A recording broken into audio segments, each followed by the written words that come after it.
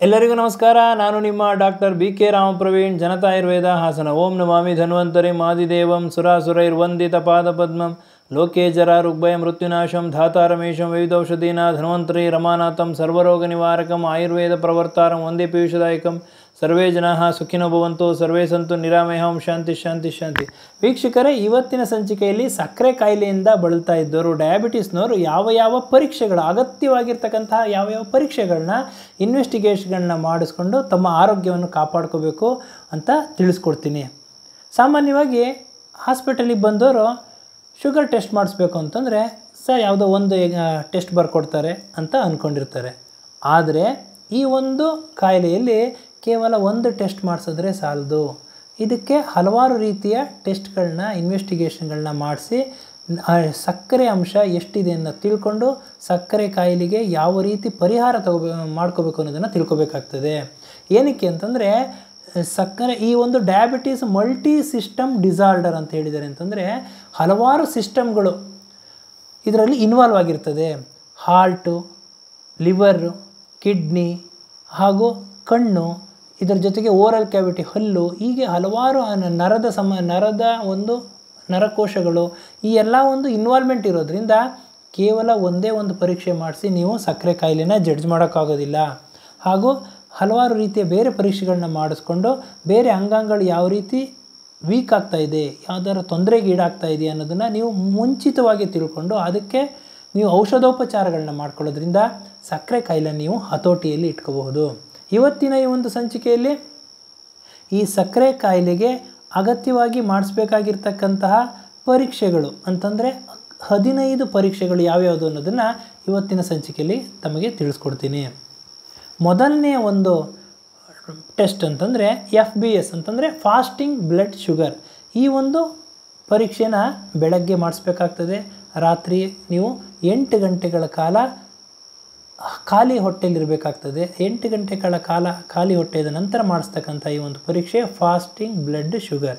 ಇದು 100 mg/ಡೆಸಿಲೀಟ್ರ್ಗಿಂತ ಒಳಗಡೆ ಇರಬೇಕಾಗ್ತದೆ. ಇದಕ್ಕಿಂತ ಹೆಚ್ಚಿತ್ತು ಅಂತಂದರೆ ಈ ಒಂದು ಡಯಾಬಿಟಿಸ್ ಇದೆ ಅಂತ ಅರ್ಥ. ಎರಡನೇ ಒಂದು ಪರೀಕ್ಷೆ ಅಂತಂದರೆ PPBS ಪೋಸ್ಟ್ ಪ್ರ್ಯಾಂಡಿಯಲ್ ಬ್ಲಡ್ ಶುಗರ್ ಅಂತಂದರೆ ತಿಂಡಿ ತಿಂದ ನಂತರ 2 ಗಂಟೆ ಆದ ನಂತರ ಮಾಡಿಸ್ತಕ್ಕಂಥ ಒಂದು ಪರೀಕ್ಷೆ. ಇದು 140 mg/ಡೆಸಿಲೀಟ್ರ್ಗಿಂತ ಕಡಿಮೆ ಇರಬೇಕಾಗ್ತದೆ. ಹೆಚ್ಚಿದ್ರೆ ಡಯಾಬಿಟಿಸ್ ಇದೆ ಅಂತ ಅರ್ಥ. ಮೂರನೇ ಒಂದು ಪರೀಕ್ಷೆ ಅಂದರೆ HbA1c ಅಂತಂದರೆ ಹಿಮೋಗ್ಲೋಬಿನಲ್ಲಿ ಎಷ್ಟಿದೆ ಶುಗರ್ ಅಂಶ ಅನ್ನೋದನ್ನು ತಿಳ್ಕೊಳ್ಳೋದಕ್ಕೆ ಇದು ಒಂದು ಆವರೇಜ್ 3 ತಿಂಗಳಿಗೆ ಒಂದು ಸತಿ ಇದು ಮಾಡಿಸೋದು. ಇದು 5ಕ್ಕಿಂತ ಒಳಗಡೆ ಇದ್ದರೆ ಇದು ನಾರ್ಮಲ್. ಹಾಗೂ ನಾಲ್ಕನೆಯ ಒಂದು ಪರೀಕ್ಷೆ ಅಂತಂದರೆ ಯೂರಿನ್ ರೋಟೀನ್ ಎಕ್ಸಾಮಿನೇಷನ್ ಅಂದರೆ ಮೂತ್ರ ಪರೀಕ್ಷೆ. ಇದರಲ್ಲಿ ಆಲ್ಬಮಿನ್ನು, ಮೈಕ್ರೋ ಶುಗರ್ ಅಂತೆಲ್ಲ ಮಾಡ್ತಾರೆ. ಈ ಒಂದು ಟೆಸ್ಟ್ ಮಾಡಿಸಿದಾಗ ಸಕ್ಕರೆ ಕಾಯಿಲೆ ಎಷ್ಟಿದೆ ಅನ್ನೋದು ಗೊತ್ತಾಗ್ತದೆ. ಐದನೇ ಒಂದು ಪರೀಕ್ಷೆ ಅಂತಂದರೆ ಕಿಡ್ನಿ ಫಂಕ್ಷನ್ ಟೆಸ್ಟ್.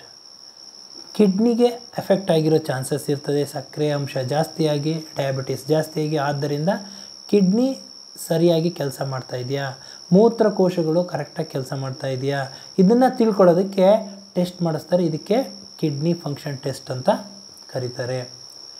ಆರನೆಯ ಒಂದು ಪರೀಕ್ಷೆ ಅಂತಂದರೆ ಇನ್ಫ್ಲಮೇಟರಿ ಮಾರ್ಕರ್ಸ್ ಅಂತಂದರೆ ಇದರಲ್ಲಿ CRP ಸಿ ರಿಯಾಕ್ಟಿವ್ ಪ್ರೋಟೀನ್ ಬರ್ತದೆ, ESR ಎರಿಥ್ರೋಸೈಟ್ ಸೆಡಿಮೆಂಟೇಷನ್ ರೇಟ್ ಅಂತ ಹೇಳ್ತಾರೆ, ಈ ಒಂದು ಪರೀಕ್ಷೆ ಬರ್ತದೆ. ಅದರ ಜೊತೆಗೆ ಇಂಟರ್ಲೂಕಿನ್ 6 ಅಂತ ಬರ್ತದೆ. ಈ ಪರೀಕ್ಷೆ ಏನಕ್ಕೆ ಮಾಡಿಸ್ಬೇಕು ಅಂತಂದರೆ ಯಾವಾಗ ಸಕ್ಕರೆ ಅಂಶ ಜಾಸ್ತಿ ಆಗ್ತದೋ ರಕ್ತನಾಳಗಳಲ್ಲಿ, ಬ್ಲಡ್ ವೆಸಲ್ಸ್ಗಳಲ್ಲಿ ಅದು ಇನ್ಫ್ಲಮೇಷನ್ ಆಗುತ್ತೆ, ಊತ ಬರ್ತದೆ. ಆ ಒಂದು ಇನ್ಫ್ಲಮೇಷನ್ನ ಕಂಡುಹಿಡಿಯೋದಕ್ಕೋಸ್ಕರ ಮಾಡಿಸ್ತಕ್ಕಂಥ ಒಂದು ಪರೀಕ್ಷೆ ಅಂತಂದರೆ ಇನ್ಫ್ಲಮೇಟರಿ ಮಾರ್ಕರ್ಸ್. ಇದನ್ನು ಮಾಡಿಸ್ಕೋಬೇಕಾಗ್ತದೆ. ಏಳನೆಯ ಒಂದು ಪರೀಕ್ಷೆ ಅಂತಂದರೆ ಲಿಪಿಡ್ ಪ್ರೊಫೈಲ್. ಲಿಪಿಡ್ ಪ್ರೊಫೈಲ್ ಅಂತಂದರೆ ಈ ಒಂದು ಕೊಲೆಸ್ಟ್ರಾಲ್ ಅಂಶ ಎಷ್ಟಿದೆ ಅನ್ನೋದನ್ನು ಟೆಸ್ಟ್ ಮಾಡಿಸೋದು. ಇದರಲ್ಲಿ HDL, LDL, VLDL, ಟ್ರೈಗ್ಲಿಸರೈಡ್ಸ್ ಇವೆಲ್ಲ ಬರ್ತದೆ. ಯಾಕೆ ಅಂತಂದರೆ ಈ ಕೊಬ್ಬಿನ ಅಂಶ ಎಷ್ಟಿದೆ, ಜಾಸ್ತಿ ಇದೆಯಾ, ಅದು ಎಲ್ಲೆಲ್ಲಿ ಶೇಖರಣೆ ಆಗಿದೆ. ಲಿವರ್ ಮೇಲೆ ಶೇಖರಣೆ ಆಗಿದ್ದರೆ ಫ್ಯಾಟಿ ಲಿವರ್ ಅಂತಾರೆ. ಪ್ಯಾಂಕ್ರಿಯಾಸಲ್ಲಿ ಏನಾದರೂ ಶೇಖರಣೆ ಆಗಿದ್ದರೆ ಡಯಾಬಿಟಿಸ್ ಅಂತ ಹೇಳ್ತಾರೆ. ಹಾಗೂ ಮಾಂಸಖಂಡಗಳಲ್ಲಿ ಈ ಅದರ್ ದ್ಯಾನ್ ಅಡಿಪೋಸ್ ಟಿಶ್ಯೂ ಅಂತಂದರೆ ಅಡಿಪೋಸ್ ಟಿಶ್ಯೂ ಅಲ್ಲದೆ ಬೇರೆ ಕಡೆ ಏನಾದರೂ ಶೇಖರಣೆ ಆಗಿತ್ತು ಅಂತಂದರೆ ಇದನ್ನು ಈ ಕೊಲೆಸ್ಟ್ರಾಲ್ ಅಂಶ ಜಾಸ್ತಿ ಇರೋದನ್ನು ಕಂಡುಹಿಡಿದೋಸ್ಕರ ಮಾಡ್ತಕ್ಕಂಥ ಒಂದು ಪರೀಕ್ಷೆ ಲಿಪಿಡ್ ಪ್ರೊಫೈಲ್. ಎಂಟನೇ ಒಂದು ಪರೀಕ್ಷೆ ಅಂತಂದರೆ ಅಲ್ಟ್ರಾಸೌಂಡ್ ಅಬ್ಡಮನ್. ಅಂದರೆ ಅಬ್ಡಮನ್ನ ಒಂದು ಅಲ್ಟ್ರಾಸೌಂಡ್ USG ಸ್ಕ್ಯಾನಿಂಗ್ ಮಾಡೋದ್ರಿಂದ ಲಿವರ್ ಮೇಲೆ ಏನಾದರೂ ಕೊಲೆಸ್ಟ್ರಾಲ್ನ ಡೆಪಾಸಿಷನ್ ಆಗಿದೆಯಾ ಏನು ಅನ್ನೋದನ್ನು ತಿಳ್ಕೋಬಹುದು. ಒಂಬತ್ತನೆಯ ಒಂದು ಪರೀಕ್ಷೆ ಅಂತಂದರೆ ಸಿ ಪೆಪ್ಟೈಡ್ ಅಂತಂದರೆ ಇದು ಇನ್ಸುಲಿನ್ ಸೀರಮ್ನಲ್ಲಿ ಅಂದರೆ ಬ್ಲಡ್ಡಲ್ಲಿ ಇನ್ಸುಲಿನ್ ಲೆವೆಲ್ ಎಷ್ಟಿದೆ ಅನ್ನೋದನ್ನು ತಿಳ್ಕೊಳ್ತಕ್ಕಂಥ ಒಂದು ಪರೀಕ್ಷೆ ಸಿ ಪೆಪ್ಟೈಡ್. 10ನೇ ಒಂದು ಪರೀಕ್ಷೆ ಅಂತಂದರೆ ಫಂಡೋಸ್ಕೋಪಿ ಅಂತಂದರೆ ಕಣ್ಣಿನ ಒಂದು ಪರೀಕ್ಷೆ. ಕಣ್ಣಿನ ದೃಷ್ಟಿ ಯಾವ ರೀತಿ ಇದೆ, ಏನಾದರೂ ಮಸುಬಾಗ್ತಾ ಇದೆಯಾ, ದೃಷ್ಟಿ ಚೆನ್ನಾಗಿದೆಯಾ, ಏನಾದರೂ ರೆಟಿನಾಗಿ, ಹಾಗೂ ಫೋವಿಯಾ ಅಂದರೆ ಸೆಂಟ್ರಲ್ ಪಾರ್ಟ್ ಆಫ್ ರೆಟಿನಾ ಅಂತ ಹೇಳ್ತಾರೆ, ಅಂದರೆ ದೃಷ್ಟಿಗೆ ಏನಾದರೂ ತೊಂದರೆ ಆಗ್ತಾ ಇದೆಯಾ, ಕಣ್ಣಿನ ನರಕ್ಕೆ ಸಮಸ್ಯೆ ಆಗ್ತಾ ಇದೆಯಾ, ಇವೆಲ್ಲ ಒಂದು ತಿಳ್ಕೊಳ್ಳೋದಕ್ಕೋಸ್ಕರ ಮಾಡಿಸ್ತಕ್ಕಂಥ ಒಂದು ಪರೀಕ್ಷೆ ಅಂತಂದರೆ ಫಂಡೋಸ್ಕೋಪಿ. 11ನೇ ಒಂದು ಪರೀಕ್ಷೆ ಯಾವುದು ಅಂತಂದರೆ ಡೆಂಟಲ್ ಎಕ್ಸಾಮಿನೇಷನ್.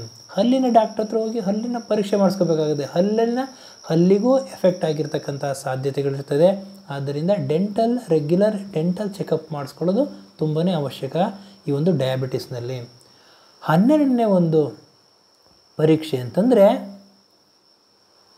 ಆ್ಯಂಕಲ್ ಬ್ರೇಕಿಯಲ್ ಇಂಡೆಕ್ಸ್ ಅಂತಂದರೆ ಇದು ನಮ್ಮ ಇದು ಬ್ಲಡ್ ಪ್ರೆಷರ್ನ ಕಾಲಲ್ಲಿ ಹಾಗೂ ಕೈಯಲ್ಲಿ ಬ್ಲಡ್ ಪ್ರೆಷರ್ ಎಷ್ಟಿದೆ ಅನ್ನೋದನ್ನು ಟೆಸ್ಟ್ ಮಾಡ್ತಕ್ಕಂಥ ಒಂದು ಪರೀಕ್ಷೆ. ಯಾಕೆಂದರೆ ರಕ್ತನಾಳಗಳು ವೀಕ್ ಆಗಿರ್ತದೆ, ನರಗಳ ಸಮಸ್ಯೆ ಇರ್ತದೆ, ಅದನ್ನು ಟೆಸ್ಟ್ ಮಾಡಿಸ್ತಕ್ಕಂಥ ಒಂದು ಪರೀಕ್ಷೆ ಇದು ಆ್ಯಂಕಲ್ ಬ್ರೇಕಿಯಲ್ ಇಂಡೆಕ್ಸ್. ಸೆನ್ಸೇಷನ್ ಇದೆಯಾ, ಕೈಕಾಲು ಪಾದ ಉರಿ ಅಂತ ಹೇಳ್ತಾರೆ, ಈ ಸಕ್ಕರೆ ಕಾಯಿಲೆ ಇದ್ದಂಥವರು ಕೈಕಾಲು ಉರಿ ಅಂತ ಹೇಳ್ತಾರೆ, ಬೆಂಡ್ ಬಂದಂಗೆ ಆಗುತ್ತೆ ಅಂತ ಹೇಳ್ತಾರೆ. ಇದನ್ನೆಲ್ಲ ತಿಳ್ಕೊಳ್ಳೋಕ್ಕೋಸ್ಕರ ಮಾಡಿಸ್ತಕ್ಕಂಥ ಒಂದು ಪರೀಕ್ಷೆ ಆ್ಯಂಕಲ್ ಬ್ರೇಕಿಯಲ್ ಇಂಡೆಕ್ಸ್. 13ನೇ ಒಂದು ಪರೀಕ್ಷೆ ಅಂತಂದರೆ ಬಯೋಥೆಸಿಯೋಮೆಟ್ರಿ ಅಂತಂದರೆ ಇದರಲ್ಲಿ ಯಾವ ರೀತಿ ಒಂದು ಸೆನ್ಸೇಷನ್ಗಳಿರ್ತದೆ, ಕಾಲಿಗೆ ಕೈ ತಣ್ಣಗಾಗೋದು, ಬಿಸಿಗಾಗೋದು, ಆ ಸೆನ್ಸೇಷನ್ಗಳು ಇದೆಯೋ ಇಲ್ವೋ, ಅಥವಾ ಏನಾದರೂ ಡಯಾಬಿಟಿಕ್ ನ್ಯೂರೋಪತಿ ಅಂತ ಹೇಳ್ತಾರೆ, ಅಂದರೆ ನರಕ್ಕೆ ಏನಾದರೂ ಎಫೆಕ್ಟ್ ಆಗುತ್ತೆಯಾ, ನರಕ್ಕೆ ಒಂದು ನಾಶ ಆಗ್ತಾಯಿದೆಯಾ, ಡೆಸ್ಟ್ರಾಯ್ ಆಗ್ತಾಯಿದೆಯಾ ಅನ್ನೋದಕ್ಕಿಂತ ತಿಳ್ಕೊಳ್ಳೋಕ್ಕೆ ಮುಂಚೆನೇ ಒಂದು ಮಾಡ್ತಕ್ಕಂಥ ಪರೀಕ್ಷೆ ಈ ಒಂದು ಬಯೋಥೆಸಿಯೋಮೆಟ್ರಿ. ಇದು ಮಾಡೋದ್ರಿಂದ ನರಗಳು ವೀಕ್ ಆಗಿರೋದನ್ನು ಮುಂಚೆನೇ ನೀವು ಕಂಡುಹಿಡ್ಕೋಬೋದು. ಅದಕ್ಕೆ ಸೂಕ್ತ ಔಷಧಿಯನ್ನು ತಗೊಂಡು ನರದ ಆರೋಗ್ಯವನ್ನು ನೀವು ಕಾಪಾಡ್ಕೋಬೋದು. ಯಾಕೆಂತಂದರೆ ಈ ಡಯಾಬಿಟೀಸ್ ಓವರ್ ಆಗಿದ್ದಾಗ ನರದ ಮೇಲೆ ಅದು ಎಫೆಕ್ಟ್ ಆಗ್ತದೆ, ತೊಂದರೆ ಮಾಡ್ತದೆ. 14ನೇ ಒಂದು ಪರೀಕ್ಷೆ ಅಂತಂದರೆ ಪೋಡಿಯಾ ಸ್ಕ್ಯಾನ್. ಈ ಪೋಡಿಯಾ ಸ್ಕ್ಯಾನ್ ಅಂತಂದರೆ ಒಂದು ಸ್ಕ್ಯಾನ್ ಮಾಡ್ತಾರೆ. ಇದು ಯಾವ ರೀತಿ ಅಂದರೆ ಹ್ಯಾರಿಸ್ ಪ್ಲೇಟ್ ಅಂತ ಬರುತ್ತೆ, ಅದ್ರ ಮೇಲೆ ನಿಂತ್ಕೊಳ್ಳೋದ್ರಿಂದ ಯಾವುದು ಫುಟ್ ಪ್ರೆಷರ್, ಕಾಲಿನ ಪ್ರೆಷರು, ಪಾದದಲ್ಲಿ ಯಾವ ರೀತಿ ಪ್ರೆಷರ್ ಹಾಕ್ತೀವಿ ನಾವು, ಆ ಪ್ರೆಷರ್ ಎಷ್ಟು ಡಿಸ್ಟ್ರಿಬ್ಯೂಷನ್ ಆಗಿದೆ ಅನ್ನೋದನ್ನು ತಿಳಿಸ್ತದೆ. ಅದರ ಜೊತೆಗೆ ಒಂದು ಸೆನ್ಸೇಷನ್, ಏನಾದರೂ ರಕ್ತನಾಳಗಳಲ್ಲಿ ಸರಿಯಾಗಿ ರಕ್ತ ಸಂಚಾರ ಆಗ್ತಾ ಇದೆಯಾ, ನರ್ವ್ ಕರೆಕ್ಟ್ ಆಗಿದೆಯಾ, ಹಾಗೂ ಈ ಏನಾದರೂ ಒಂದು ಉರಿ ಸೆನ್ಸೇಷನ್ಗಳು ಏನಾದರೂ ಇದೆಯಾ, ಅಥವಾ ಬೆಂಡ್ ಬಂದಿದೆಯಾ, ಜುಮ್ಗುಡ್ತಾ ಇದೆ, ಇದನ್ನೆಲ್ಲ ಟೆಸ್ಟ್ ಮಾಡಿಸ್ತಕ್ಕಂಥ ಒಂದು ಸ್ಕ್ಯಾನ್, ಇದನ್ನು ಪೋಡಿಯಾ ಸ್ಕ್ಯಾನ್ ಅಂತ ಹೇಳ್ತಾರೆ. 15ನೇ ಒಂದು ಪರೀಕ್ಷೆ ಅಂದರೆ ECG, eco, 2D eco, TMT. ಈ ಒಂದು ಪರೀಕ್ಷೆಗಳು ಮಾಡಿಸೋದ್ರಿಂದ ಹೃದಯ ಸಂಬಂಧಿ ಕಾಯಿಲೆಗಳು, ಹೃದಯಕ್ಕೆ ಏನಾದರೂ ಎಫೆಕ್ಟ್ ಆಗಿದೆಯಾ, ಹಾಗೂ ಈ ಒಂದು ಸಮಸ್ಯೆಗಳೆಲ್ಲದೂ ಮುಂಚೆನೇ ನೀವು ತಿಳ್ಕೊಳ್ಳೋಕ್ಕೆ ಅವಶ್ಯಕವಾಗಿ ಆಗ್ತದೆ. ಆದ್ದರಿಂದ ಇವತ್ತಿನ ಈ ಒಂದು ಸಂಚಿಕೆಯಲ್ಲಿ ಸಕ್ಕರೆ ಕಾಯಿಲೆ, ಡಯಾಬಿಟಿಸಿಗೆ ಯಾವ ಪರೀಕ್ಷೆಗಳನ್ನ ಮಾಡಿಸ್ತಾರೆ. ಸಾಮಾನ್ಯವಾಗಿ ಬರೀ ಯಾವುದೋ ಒಂದು ಟೆಸ್ಟ್ ಮಾಡಿಸ್ಬಿಟ್ಟು ಶುಗರ್ ಇದೆ ಅಂತ ಗೊತ್ತಾಗಿ ಅದಕ್ಕೆ ಔಷಧಿ ತಗೊಳ್ಳೋದು ಮಾಡೋದಕ್ಕಿಂತನೂ ಇದು ಬೇರೆ ಬೇರೆ ಅಂಗಾಂಗಗಳ ಮೇಲೆ, ಕಣ್ಣಿನಲ್ಲಿ ಹಾಗೂ ಹಲ್ಲಿಗೆ, ಈ ಓರಲ್ ಕ್ಯಾವಿಟಿಗೆ, ಹಾರ್ಟಿಗೆ, ಲಿವರ್ಗೆ, ಕಿಡ್ನಿಗೆ, ಈ ಎಲ್ಲ ಒಂದು ನರಕ್ಕೆ, ಈ ಎಲ್ಲ ಕಡೆ ಇದು ಎಫೆಕ್ಟ್ ಆಗೋದ್ರಿಂದ, ತೊಂದರೆ ಮಾಡೋದ್ರಿಂದ ಈ ಒಂದು ಬೇರೆ ರೀತಿ ಪರೀಕ್ಷೆಗಳನ್ನು ನೀವು ಮುಂಚಿತವಾಗಿ ಮಾಡಿಸ್ಬೇಕಾಗ್ತದೆ. ಈ ಪರೀಕ್ಷೆ ಮಾಡಿಸ್ಕೊಂಡಾಗ ಅದರ ಲೆವೆಲ್ ಎಷ್ಟಿದೆ, ನಾರ್ಮಲ್ ಇದೆಯೋ ಜಾಸ್ತಿ ಇದೆಯೋ ಅಂತ ನೀವು ಅದನ್ನು ಮನಗಂಡು ತಜ್ಞ ವೈದ್ಯರನ್ನು ಭೇಟಿಯಾಗಿ ಅದಕ್ಕೆ ಸೂಕ್ತ ಸಲಹೆ ಸೂಚನೆ ತಗೊಂಡು ಅವರ ಆರೋಗ್ಯವನ್ನು ಕಾಪಾಡ್ಕೋಬೇಕು ಅಂತ ಹೇಳ್ತಾ ಇವತ್ತಿನ ಈ ಒಂದು ಸಂಚಿಕೆಯನ್ನು ಮುಗಿಸ್ತಾ ಇದ್ದೀನಿ. ನನ್ನ ಈ ವಿಡಿಯೋ ತಮಗೆ ಇಷ್ಟವಾಗಿದ್ದಲ್ಲಿ ಲೈಕ್ ಮಾಡಿ, ಶೇರ್ ಮಾಡಿ, ಹಾಗೂ ನನ್ನ ಎಲ್ಲ ಮುಂದಿನ ವಿಡಿಯೋಗಳಿಗಾಗಿ ಸಬ್ಸ್ಕ್ರೈಬ್ ಮಾಡಿ. ಧನ್ಯವಾದಗಳು.